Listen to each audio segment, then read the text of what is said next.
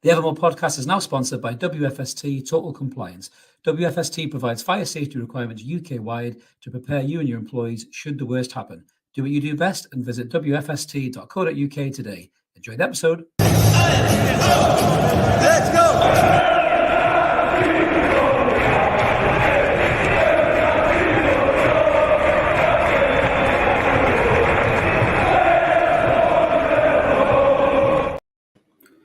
Good evening, everybody. Welcome back to the Evermore podcast channel. It's a different lineup tonight. We've lost one. Chris is off on his travels, so I've roped in Dan tonight to join us on what's going on, and that is the question we ask every Monday at 10 o'clock. So Dan, what's been going on with you? Well, in my personal life or just in general? Well, football general. What's been going on? Obviously, from a personal perspective, covering all sports for my job, looking at Newcastle, apart from what happened at the weekend, things have been good. So that's what I'd say has been going on, to use the lingo. Well, welcome everybody. We are live tonight, as Chris would say. So join us in the comments. We have got a number of people already joined us. So welcome everybody who's in there. BT, as always. You were first in, so welcome back. Shez, good evening to you too. I think Roger's in the house. George is in the house too. Loads of comments coming in, so keep those coming because they really help these episodes or these shows those flow because we can interact with you. As we'd always do at the beginning of these, if you haven't already, please drop us a subscribe on the channel. We are getting close to 2,900 now. And we're getting towards that 3,000 figure, which is absolutely massive for us. Thank you to everybody who's got on board with us over the last year, and we're nearly a year and a half now. It's been amazing, the interactions that we've had with people. So thank you very much for that.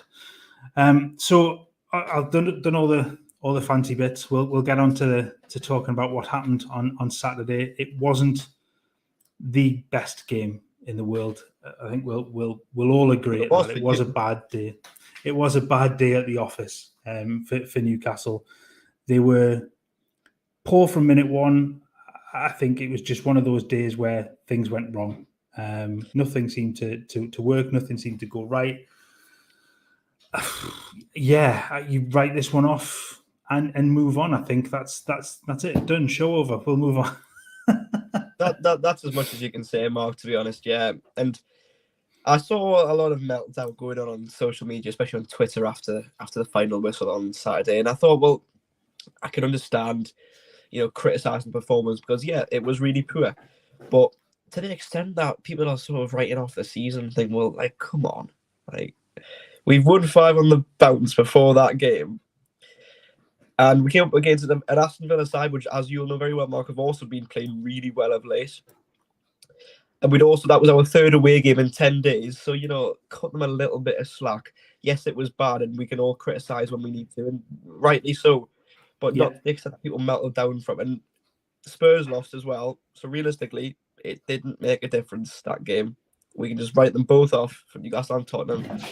It's exactly how it was at 10 o'clock in the morning on Saturday before any game balls were kicked. Yeah, exactly right. I think you've hit the nail on the head. I think in another day, if Spurs grab a winner, then that looks totally different. It's a totally different outcome for Newcastle. They're suddenly level on points. They're going to play each other at the weekend. It's a much more difficult ask than to get back on, but they haven't lost any ground. I know there's comments about, losing ground to Manchester United. I'm not really sure that's to me. I kind of get the point that, you sit 3 points behind Manchester United now. I think it was BT that put that in the comments earlier on. Are you chasing Manchester United in 3rd, or are you really chasing top 4 and whatever spot you get 3rd or 4th? Is that doesn't make a difference where you finish it? You're still gonna get in the Champions League. It's not like it's with other European competitions where you have to go into playoff rounds. You go into the group stages no matter where you finish in that top 4. So.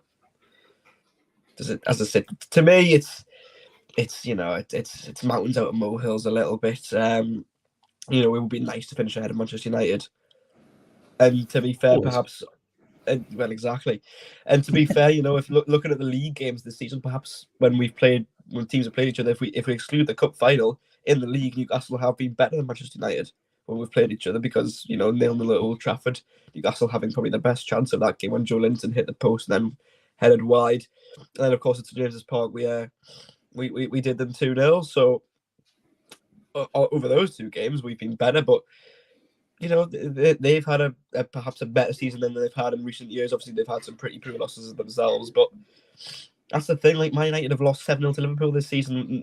Newcastle have not had anything like half as bad as that, and they're still. So what?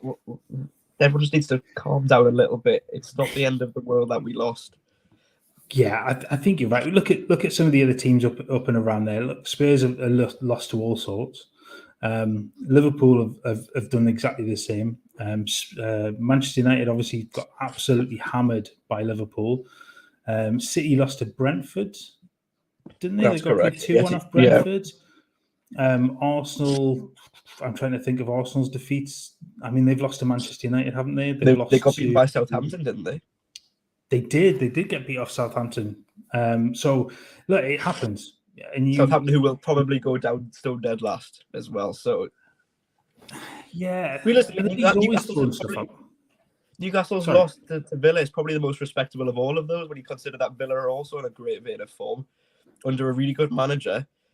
And I know 3-0 is a bigger scoreline than Newcastle have had this season, but if you compare that to the 7-0, if you compare that to getting beaten by Southampton as Arsenal did, top of the league, getting beaten by bottom, is it really that bad? And look, as I say, the performance was awful. Villa were brilliant. Credit to you all of a Aston Villa persuasion, Mark, you especially. But realistically, people just need to temper their emotions a little bit, in my opinion. I think so. It's you, like we said, you move on. You take the hit, you take the defeat, and you go, yeah, it's the better team won on the day. There's no shame in that. It does happen, and you move on to Spurs this week and go, all right. Well, now you can move 6 points clear of them, with still a game in hand. Potentially, then that becomes 9 points clear of them, and suddenly that top four seems a lot closer than potentially had the result gone the other way. But we'll jump into some of the comments as well in here because we've got masses in so far. So thank you to everybody who's jumping in the comments straight away. I think BT's comment here with regards to Emery watching the home match against Liverpool Liverpool playing through the midfield, playing over the top. I sort of agree with that one. I think Villa did play more long balls. They like to move the ball into that channel in between, particularly in between Trippier and Shaw. I think that worked very, very well for them. And really Watkins running into that gap was a huge problem all day long. Where did we get to? So George, didn't think we had the capacity to come off second best all over the pitch. We're far better than that, even in losing to Liverpool both times. Yeah, I sort of agree. But again, it happens. I mean, the league is the, by definition of everybody that says it, it's the best league in the world. These things happen. You'll go to Newcastle are fourth on merit because they've been brilliant all season. Absolutely right. Absolutely right. It's one game. It's nothing. It's nothing to start losing your mind over. You'll come back, and we've seen that already this season. When there's been little blips, Newcastle come back stronger. So yeah, Roger is in the house, and then obviously George has been back in again. Roger has also been watching a different game to everybody else, I believe, tonight, because I think it was Leeds that Liverpool battered 6-1. But if there's been a second game going on, keep us updated, Roger. And Liverpool reserve's been playing, perhaps. Who knows? Potentially. Roger again in with Longstaff back for Spurs. Yeah, I think.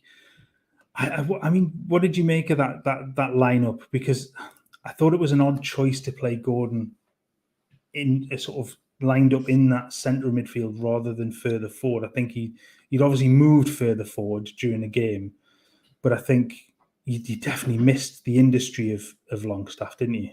We did, although to be honest, I think my point is that I'd perhaps like to see Eddie Howe start the game the way we finished it against Brentford when we were really good. I know that obviously perhaps it's not sustainable for a full 90, but and that would of course been taking Longstaff out again. But I like the link up between Wilson and then Isak in behind. I think that works really well because them two work really well together. And then playing whoever it be on the wings. And I mean, Almiron, obviously, it was good to see him back on Saturday despite the loss. He looked lively in flashes as well. So it's good to have him back. And so Maxman, he'll be back soon enough as well. So there's still options to come back. And, so perhaps we're missing a few. Obviously, Anthony Gordon, he didn't have the best of games, but as we said before at this start, no one really did. So is it fair to criticise him and single him out? Probably not. I think the only person who could really hold their head up high after that game was Nick Pope, who made some saves to keep Newcastle score to a respectable margin, to be honest. Yeah, I mean, on that note, there were a few comments afterwards saying that they thought he should have done better with certainly the last goal, but that ball takes a wicked deflection just off Trippier's foot and goes over his foot. He's really left with not much chance at that point. So I think that was harsh. I think he did make a couple of really good saves. The link up looked there again between Bruno and Almiron. That was good to see that little scoop ball over the top that nearly came off. That was a lovely little move. It was like a carbon copy of the goal that he scored against Fulham, wasn't it? Like obviously at the flick over, and then this time he put it in the side net as opposed to the top corner. But as you quite rightly say, it was nice to see those two getting back together. But I actually thought Wilson did okay when he came on again. I think he certainly hit a bit better form than he had been in the month or two previous. Obviously, he scored 3 goals in the last few weeks, so clearly his form has improved as well. But I just liked the way it finished against Brentford last week. That sort of 4-2-3-1 with Joe Linton and Bruno, the deeper two, or the double pivot, or however you want to describe it, with Isak ahead of those, and then Wilson ahead of them, and then who was on the wings? It was Gordon and was it Willock at that point, or did he take Willock? I can't remember. I think Willock had gone off before Gordon went off, hadn't he? Because he was sitting on the side. Because Murphy had gone off at half time, obviously was Longstaff. Yeah. That's a good question. Who actually was it? Because obviously it wouldn't have been Almiron because it wouldn't have been Almiron because of course he wasn't back yet, and it wouldn't have been St. Maxman because he wasn't fit. I'm just looking it up quickly now. So Gordon came on for Murphy. Isak came on for Wilson. No, Isak didn't come on for Wilson. That was the goal. Wilson came on for Longstaff. Murphy went off sort of half time, didn't he? Gordon then would have played wide. It was Murphy and Longstaff who went off at half time. Yeah, so it would have been sort of Joe Linton probably pushed into that role further forward, which I think does suit him in certain games, doesn't it? So it's definitely I think you just miss that. I think we'll go back to that Longstaff. I think just missing that player with that injury when he's not there, it sort of takes away the ability for then Joe Linton to swap with Willock a little bit more, and they're much more confined to their sort of roles. I think Sean Longstaff has actually become a bit of an underrated player this season now. Perhaps his mobility isn't. I've said on this podcast numerous times he turns like a cruise liner, and to be fair, I think at times that point still stands because he's not the most mobile player in the world. But his calming effect in the middle of the pitch and his ability to get on the ball and play a pass or just it's hard to explain sort of what he does, but it's just having him just creates that balance in the middle that allows sort of Bruno to go and pull the strings a little bit, allows Jonathan to do the dirty work and power on through the midfield. Longstaff can sort of be sort of the balance in between that, and as much as he might not be to everyone's liking, he can actually be at times be quite essential. Yeah, no, I absolutely agree. We'll jump back into some of these comments again. Chris is in tonight. He is. He's not with us on, but he is currently in a heavy metal bar. Chris, you learn something new about people every day. You really do. So, and you've known him for how many years, Chris? Mark, how many years have you known Chris? 30. it's 39 years probably now I've known Chris for. And has he so, ever yeah, shown signs of being a heavy metal fan in that time? no, No. not at all. That is a strange one. So yeah, rock on, Chris. I like his comment from Colton Connor. We lost for the proof to show a point of Gordon. A little bit harsh, I think, on Anthony It's a Gordon. bit hard. I mean, as I say, I think that the whole Gordon situation at Brentford, I think, again, a bit like the meltdown that we saw after the Villa loss, it was something out of nothing. Realistically, it's if anything, it just shows he's got a bit of passion. I know, like, he didn't have a good game against Villa, but he had a really good game against Brentford when he came on. Him and Wilson changed that game at half time when they came on. So, and at that point, you understand why he was so frustrated then coming off at that point, because he was kind of, I'm playing well. I'm starting to show something here. Like, let us continue.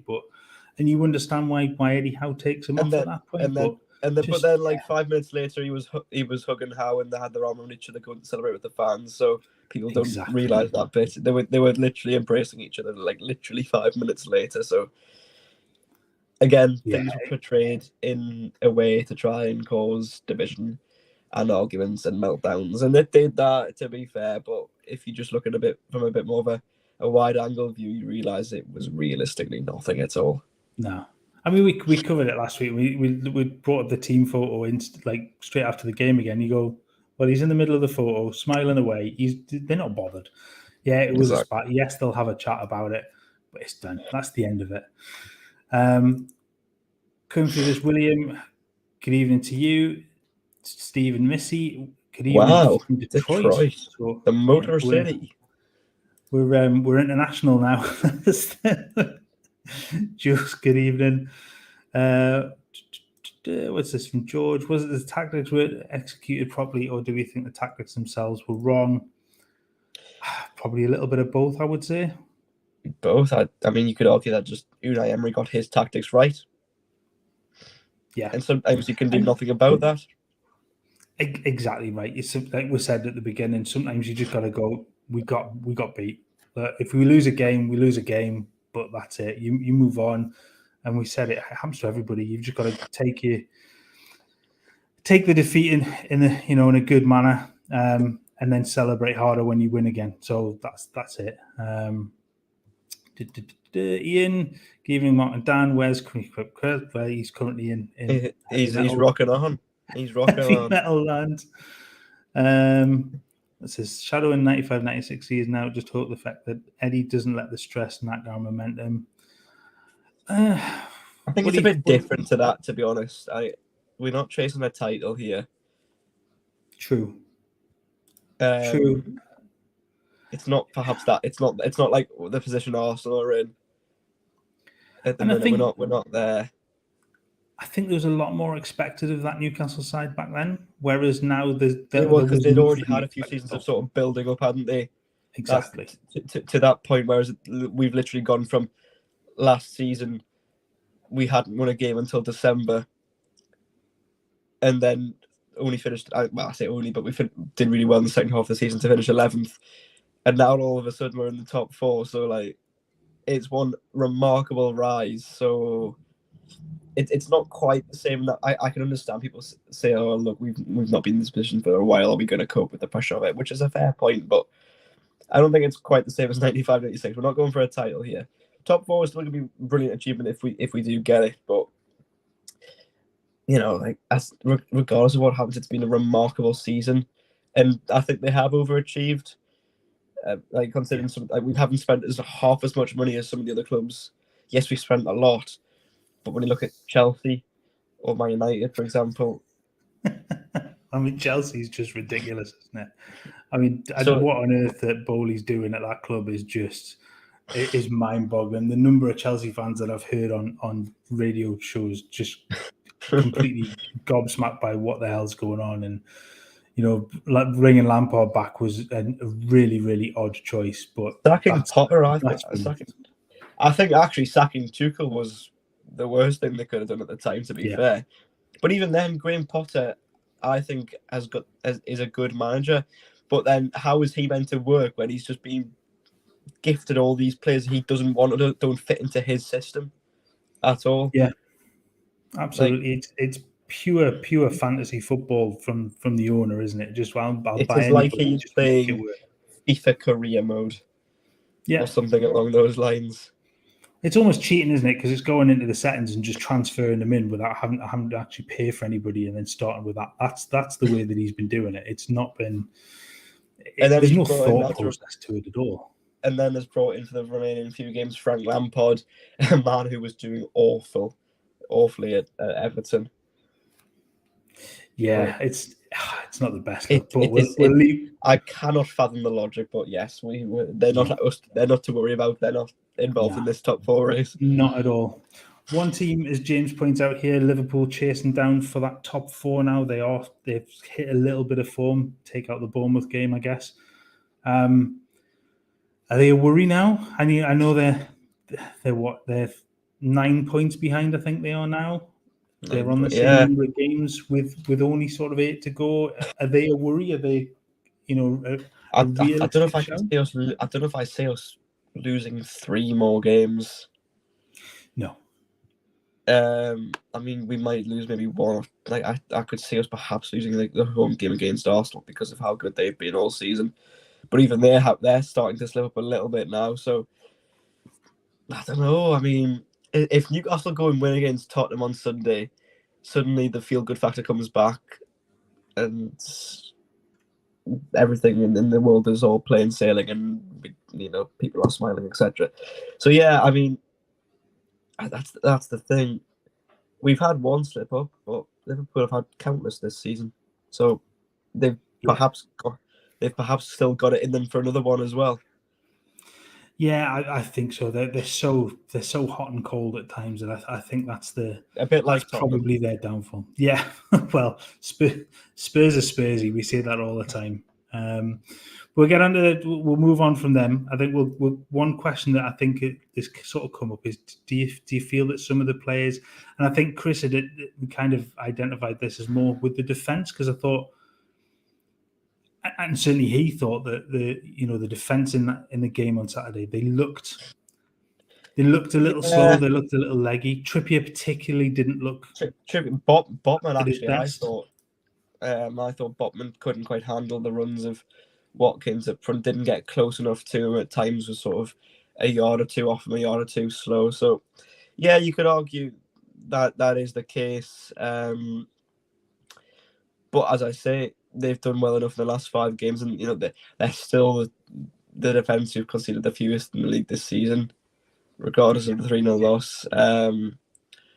I think I just keep reiterating this point that unless suddenly things do start to get worse, and we lose another couple on the bounce, fair enough. Then okay, maybe we do panic a little bit. But at the moment, is there that much reason to panic when realistically it's 1 game, and before that 5 were won in a row?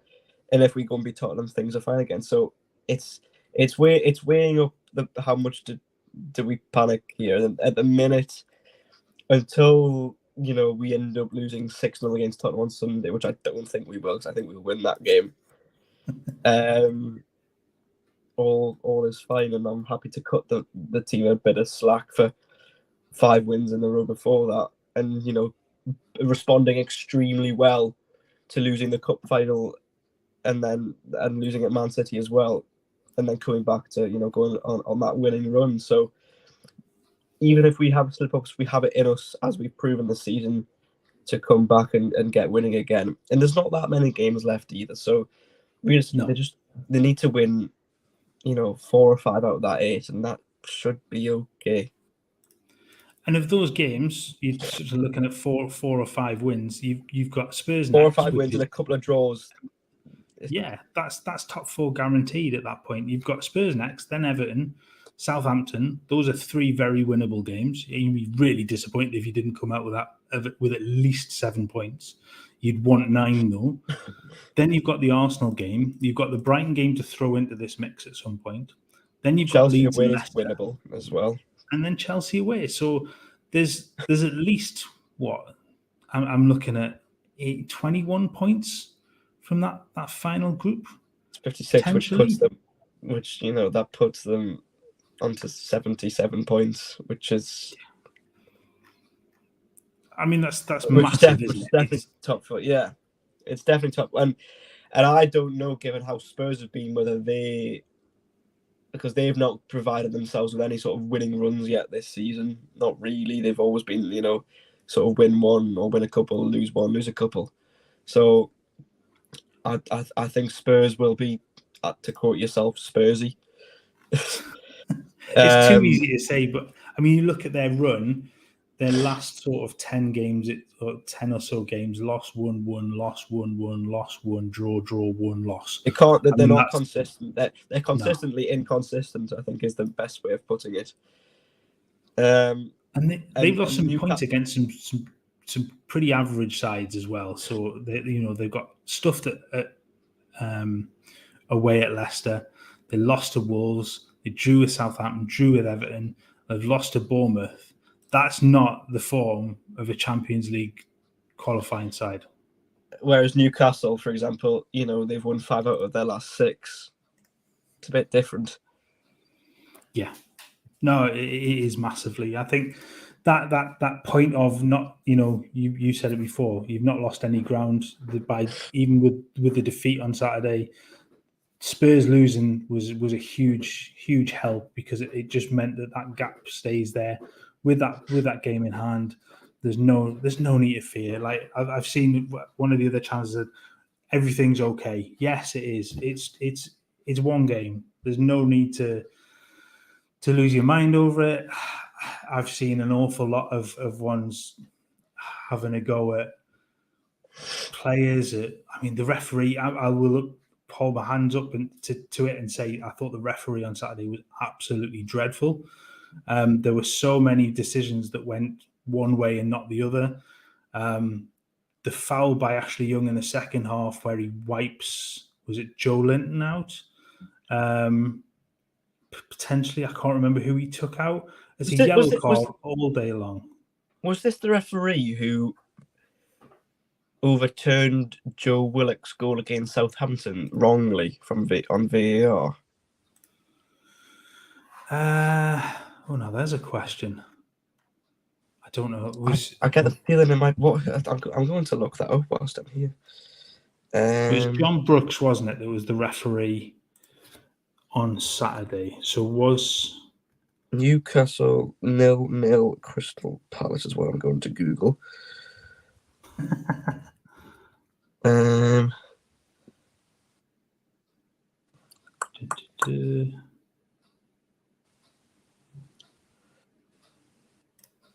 trying to find it now. Yeah, I think you might be right, actually. I feel like I remember it was. I'm sure it was hit face when he went to the monitor, but I'm trying to find. Let's have a look. For Northern Echo. Anybody knows this in the comments, drop us a comment in, because we could be here for an hour and it's going to really ruin what we're doing by looking it up. So if you do know, drop it in the comments so we can pick it up quickly. But I seem to think that sounds about right. I distinctly remember. I think like it was his face.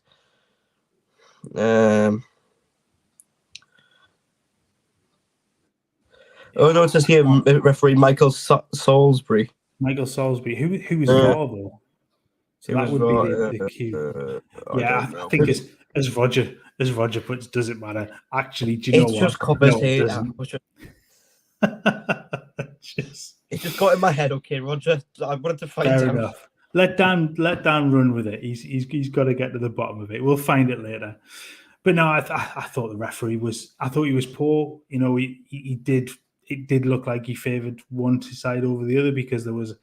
I mean, the booking Joe Linton got, I didn't think was, and then for Ashley Young not to get booked for his foul was.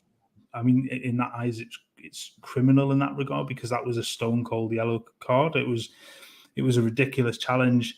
It should have been a booking, and it wasn't. And you just thought, yeah, I can understand why people are getting on the backs, but it didn't change the outcome of the game. It had no bearing on the result. It was just something to pick at. But yeah, thanks, Ash. Tough content. Yeah, we'll have an hour of us just looking things up on Google. That's If what that YouTube gets needs. views, well, It's that's a there we go, Roger. Yes, we know. We know that was only a jest. I mean, it just goes to show, really, all the referees kind of blur into one because they've all been as bad as each other, haven't they? So there's.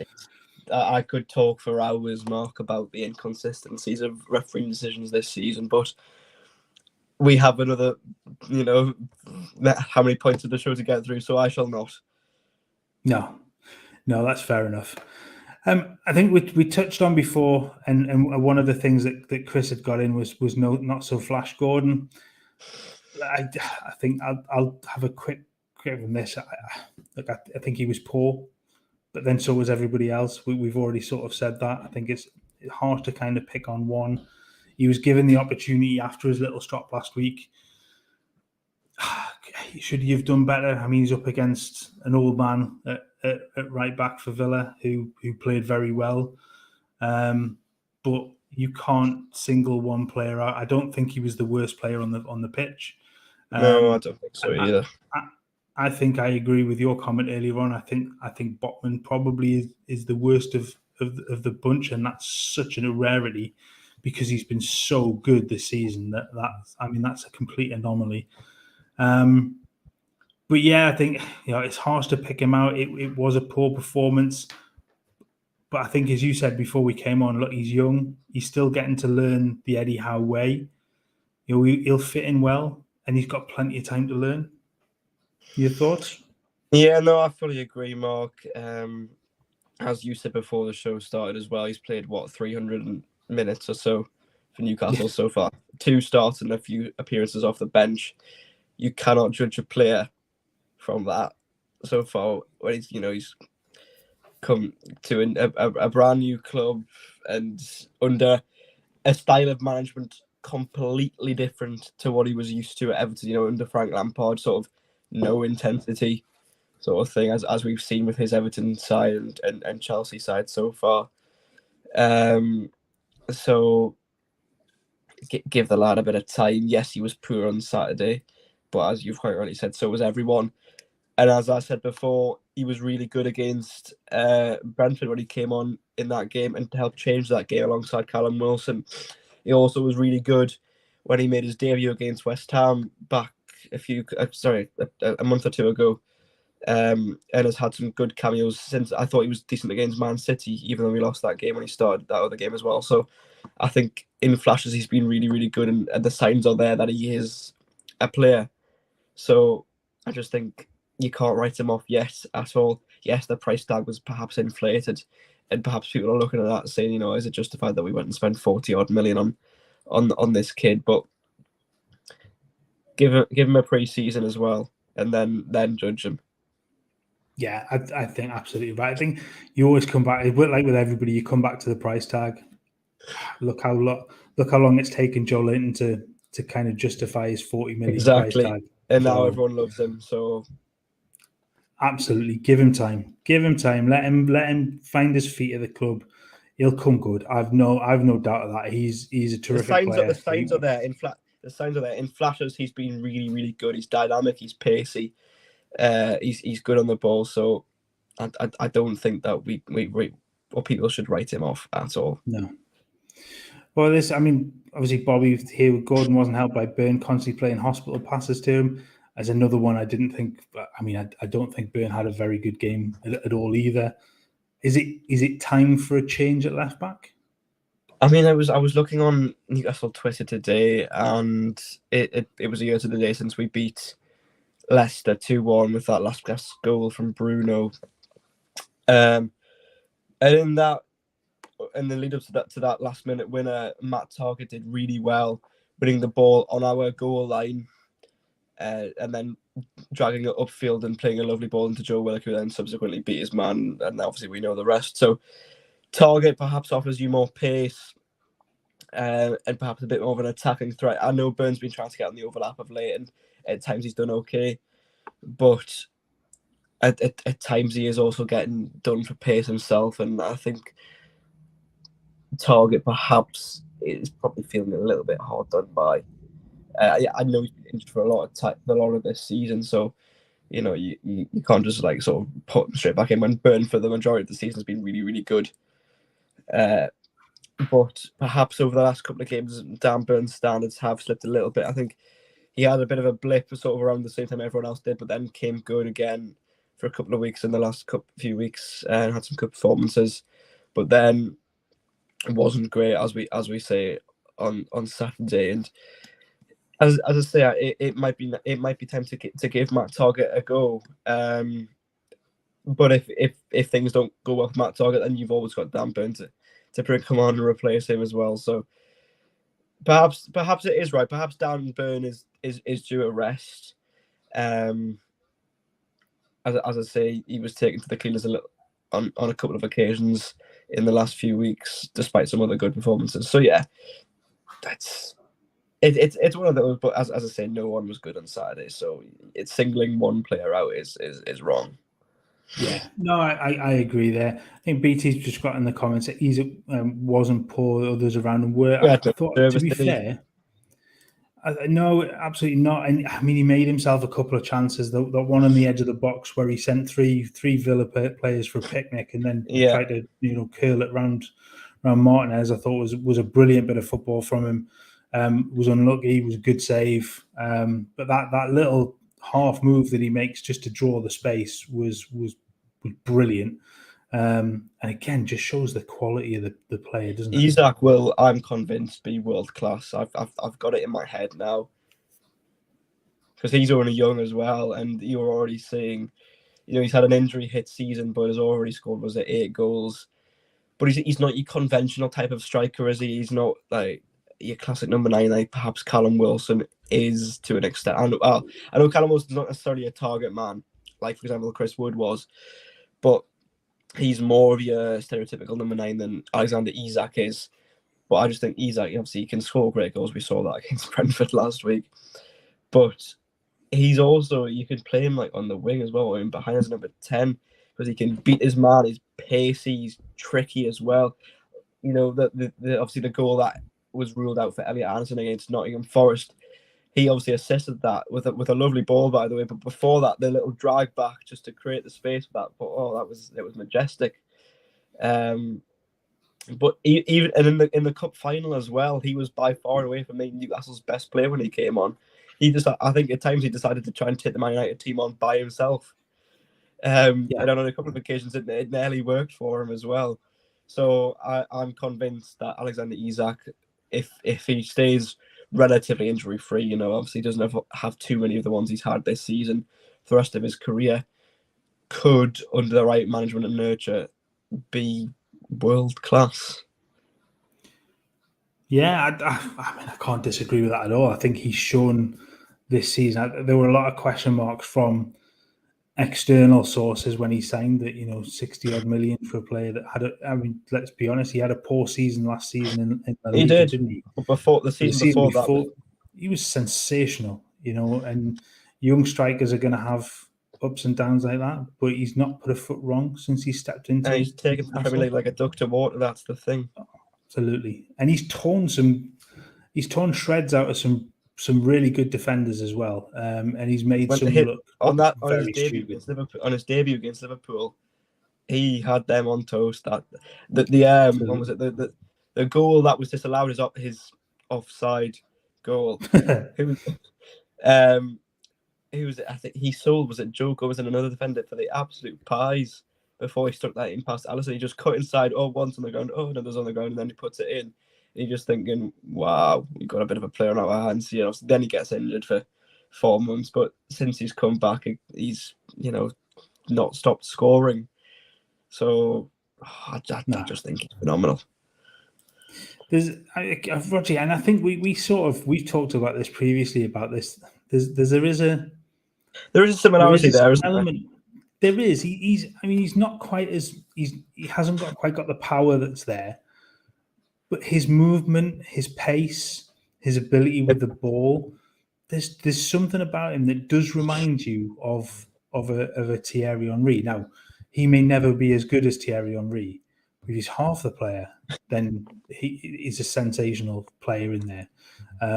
And when you liken somebody, it's always tough, isn't it? When you liken somebody to somebody who was that good. He's wearing it's number really 14 as well. Well, there is that, yes. So yeah, I mean, look, if you can means replicate nothing, but I just thought I'd point that out. No, not at all. How many players have worn the number 9 shirt and not replicated an Alan Shearer, for example? So there you go. But if you can harness some of that from him, some of that Henry brilliance, that's a hell of a player you've got in there. And I think he's shown signs of it. He's shown his ability to put the ball in the back of the net from all sorts of angles, whether some really clever finishes as well. Yeah. I mean, obviously the one, for example, he scored against Wolves. That's a brilliant striker's finish, a great header into the corner of the net from a free kick. But then you look at the one against Forest, not the penalty, the first one. Yeah. A brilliant improvised finish. Obviously he's sort of off balance there, but still managed to get himself adjusted right to put it into the net. And you look at the one against Brentford, from the edge of the box, beautifully curled in. The one against Liverpool, sort of more of a striker's one, play through into the box and finishes past the keeper. He can take a penalty as well because he's already scored a couple this season. I'm trying to think which other ones he's scored, actually. How many have I got there? Probably close to the 8, but regardless, he can score, as you quite rightly say, all different types of goals. He is sort of like the complete striker in the sense that he's not just a striker, he can play in other ways as well. So, but very much the sort of contemporary modern day striker as opposed to your old fashioned target. I think if you go back, I was going to say, if you go back 15 years, your complete striker was slightly bigger, slightly stronger, and could play a bit. Nowadays, he's the complete striker in terms of he can play right across that front line. He can use both feet. He's good in the air, which is something that it was said he wasn't, but we've seen how good he can be, with his head. He's skillful. He can use the ball well. He can bring other players in. We've seen that as well. Obviously, the Fulham game was a particular one for that. So yeah, I think you're absolutely right there. I think he definitely is more of a complete forward. I think that you sort of label him as in that regard. But he's the future, isn't he? He's now with Bruno and Sven Botman. Those are your three of the spine of that side to build that around, and things will get better. And this season has been sensational so far. It could end up being magnificent in terms of Champions League qualification, but there's a hell of a future there with those three, and especially the age they are as well. No, I fully agree. Now, we sort of you nearly got a little segue into this section because you invoked the Chris Wood name. Yeah. And we will I'll jump back a couple of minutes and we'll segue into this one with Chris Wood. I meant that. There's a lot of upset Forest fans who are rightly, I think, pissed at the fact that they've signed both Chris Wood and John Joe Shelvey, who has been, terrible since he signed. Obviously, Chris Wood is out for the rest of the season, but Shelvey has just been awful. And the fact that Newcastle, what a piece of business to get, was it 25 million for the pair of them off the books, off the wage, it is just an awesome bit of business. And yeah, they're not particularly happy about it, are they? No, they're not. Obviously, Forest are in a bit of a relegation fight, and it just seems like how many times did they make in the summer? God knows. Obviously, I know they had to, but they perhaps went a bit OTT. And then they kept on buying a bit more in January as well. But as you rightly say, it was some business getting, most of the money back that we paid for Chris Wood. Now, just before I get into any further, actually, to be fair, I don't like Chris Wood criticism because I know he didn't score too many for Newcastle and isn't perhaps the best footballer in the world. And yes, we overpaid for him. but he came in to do a job and he did it. And that's the way I look at it. And he scored some very important goals, albeit not many. As I say, he scored goals that contributed to 3 points, especially in that last season. Of course, you look at the Wolves win and you look at the Southampton win as well. Winning goals there. And then, of course, this season as well, he scored a good few that have been really mattered as well. So as much as we've overpaid, and we've got, realistically, because we got, 15 million for him, we've only actually paid 10 million for him, which is probably more or less what he's actually worth. You're right, Rod. Yes, probably was the best penalty taker at the club when he was there. But as I say, he's probably is more or less worth out 10 million, and that's the net price we've paid for him. So I'm not, I wasn't too gutted that he was gone. I mean, you could argue perhaps it's an option short up front, but luckily, and touch wood here, Callum Wilson is perhaps on his longest ever fitness streak at Newcastle at the minute. Yeah, because I can't remember I can't actually remember if he's ever lasted like sort of this long in a season without being injured. To be fair, this is actually probably his best ever season for injuries, I'd say, Callum Wilson. I know obviously he got injured towards the start of the season, but he's not. How many appearances has he made? I don't like compared to say the previous seasons. I think he's actually done okay appearance wise. I'm just going to check that actually because I want to. He had that period after the World Cup where he wasn't. I mean, he was playing, but he wasn't in form, and you could tell there was something not quite right. He was still playing. I mean, he started 16 games this season, which is the same as last season. He played 23 games, or he started 23 games this season before. Yeah, he's already played 28. He's made 28 appearances this season, which is already level with how many he played in his first season, in the lockdown 2021 season. He only played 18 appearances last season. So he's already joined with how many his most so far. So certainly has been his best season for Newcastle injury wise. So realistically, if he plays the rest of the games, he's gonna hit 30 appearances this season, most likely. So it's actually been not bad with Callum Wilson. It hasn't. His minutes are lower. I mean, if you look at his minutes compared to a couple of seasons ago, they are down. That's because, of course, he's come off the bench on a few more occasions this season because he's actually exactly right. So he's got the same number of starts in the Premier League as last season, but more games. So he has been used a little bit more sparingly. I think that suits him to have more time away. And I know he went through a massive barren spell, but if you look at his total 90s played is 19.6, and he scored 10 goals. It's not a bad return for your centre forward. Not bad, is it? No. So if you can keep, we've always said that if you can keep him fit, and if you can utilize him a little bit more off the bench and not have him play quite so many minutes, he'll be a very, very good option for you, and he does score goals. We know that. You just got to give him the chances. Yeah, exactly. Class is permanent, form is temporary, sort of thing. And yes, he went through a bad patch, but he's responded well. 2 goals against West Ham and 1 against Man United. So, I know. I know. I touched wood. Don't worry. I touched my desk out of wood. So don't you worry. But credit to him. He's managed to stay so far more fit than he has done in previous years. So, and yes, he had that barren spell, but he is on double figures for the season. So he's only 2 behind how many he scored in 2020, 2021. So he could end up breaking that record and getting maybe to, you'd like to think, to sort of 13, 14, maybe even 15 goals this season if he can put a little run together again. That certainly helps with that top 4 challenge. And if he can get another 5 goals in the next sort of 8 games, that's a massive, massive return for that for you.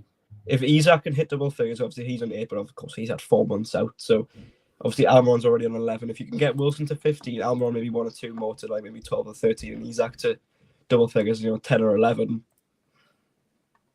That's brilliant, in my opinion. Yeah, I mean, you don't get very many seasons where you get at least 3 players in double figures like that. So yeah, it just shows the range of goals as well that have been scored. If you can get Miggy back in the side, Miggy scoring goals again before the end of the season, if You'd like see to think. You'd like to think St. Maximan could as well, could you? So I yeah, know he's had a lot of assists this season, but he's only scored the 1 goal. So if you even get him, obviously, because he's maybe like a week or 2 away from being fit again. And to be fair to St. Maximin, as much as he hasn't scored in recent weeks, I think he's been playing some quite good football and he's looked effective, providing assists as well. So I'd like to think he could, just finish his season. Well. Yes, I know, but he's a freak of nature. So come on. I mean, it's a fair comment, but I mean, yeah, I mean, Haaland, you're right, is an absolute freak. But you're right on Maxi. I think if he's looked very good at times. The Wolves game? I thought he was very, very good. That link up with Isak seemed to be coming. He looked like they got that sort of almost unspoken sort of bond, that telepathic link where he just knew where he was running to. And he started to drop a little bit deeper and play the ball forward quicker rather than carry the ball, which is something we've not really seen an awful lot of Maxi. So there are signs that Maxi is sort of developing under Howe as well. So that bodes really well. You could argue perhaps he was a coach maybe a little bit too much by Howe at some point and perhaps wasn't going on his mazy runs like we like to see, which you could argue Steve Bruce perhaps let him have too much free reign a little bit, and sort of he was just give it to him and hope and pray sort of thing, which probably was actually I could imagine that being written on Steve Bruce's tactic board. Steve Bruce all over. Get the ball to one player and just let him do it was something. I could envisage his tactic board just saying Alan with arrows pointing from every direction in the middle, all going into one point. There, that's all you need to do. But yeah, so perhaps he was a little bit overcoached by Howe maybe towards the start of proceedings, and you could see, he wasn't as he was more willing to pass it. But I think now we're getting to a stage where he's sort of fitting in a little bit more, and I think he is an effective player once again. Just needs to add more goals to his game. That's all. Yeah, no, I'd agree with that. Just come back to this comment from Stu regarding Shelby. Do you think he could play for a good team in Italy, for example? You're not suited to struggling teams in the Premier League. I have Shelby's legs gone a bit now. I know obviously even Italy's a slower pace of the game, but I mean, I suggested last week that I think the lower end of the Championship was probably more his level now. I just think he's nowhere near the player he I mean, he was never brilliant, but even now he's nowhere near the level that he was a couple of seasons ago. No, I think even that's probably. I'm trying to think when he peaked at Newcastle. I mean, he was good in the Championship season, obviously, and I think back end of the 17-18 season under Rafa Benitez was when he was arguably, when people were arguing for him to be in the England World Cup squad. I think that was his best time. Sort of like 28 from January to May 2018 was his best time. I know it's quite specific, but he was good then. I think that's a fair comment, but it's 5 years ago now, so it's he's definitely a spent force. French team for Roger, he does like a trip to Disneyland, so I mean he probably fit in at some of the French team, but I'm not sure anybody would touch him in that regard. There's probably a few that would probably go for, but I think he will drop down a league. Probably with Forest. To be fair, if he was going to go anywhere else, I don't think it's going to be anywhere in the Premier League. But no, I think we'll end it there. We'll leave it with the high of talking about how much of a good deal Newcastle got with getting rid of both Wood and Shelby, because I think that's a nice positive to end on. Thank you very much for watching, everybody. As we said at the beginning, if you are new to the channel, please drop us a sub. We are getting close to 2,900 now, which is absolutely massive, as we said. If you've enjoyed tonight's show, please drop a like on as well. That'd be really appreciated. It does help the video get around YouTube too, so thank you for that. We'll be back on Wednesday, and Wednesday at normal time this week instead of being Who's on Wednesday, Mark? Do you know what? I've forgotten who's on Wednesday, but that's shocking, isn't it? Who is on Wednesday? I think Chris will be back, won't he? I'm actually not sure. Chris will be back, but he'll be, you'll look like someone from Kiss for it, maybe. Or... It'd be all like dark leather jacket. Yeah. Chris, just so you know, right, I'm going to be tuning in just to see you looking like a rocker. So we need to get one of those filters on for him, don't we? Chris Curry, don't disappoint me, because I'll be watching. If you're watching, I'll be watching. The only other thing to say, obviously, keep tuning the channel. We will have a new See You Next Tuesday out tomorrow morning, which are always fun. I won't spoil the surprise of who, but tune in. It will be up from about 7 o'clock in the morning. So get yourself tuned in for that one, and then we will see you again on Wednesday night for the Evermore podcast. So thank you very much for tuning in, guys. Enjoy the rest of your evening, what's left of it, and we'll see you soon.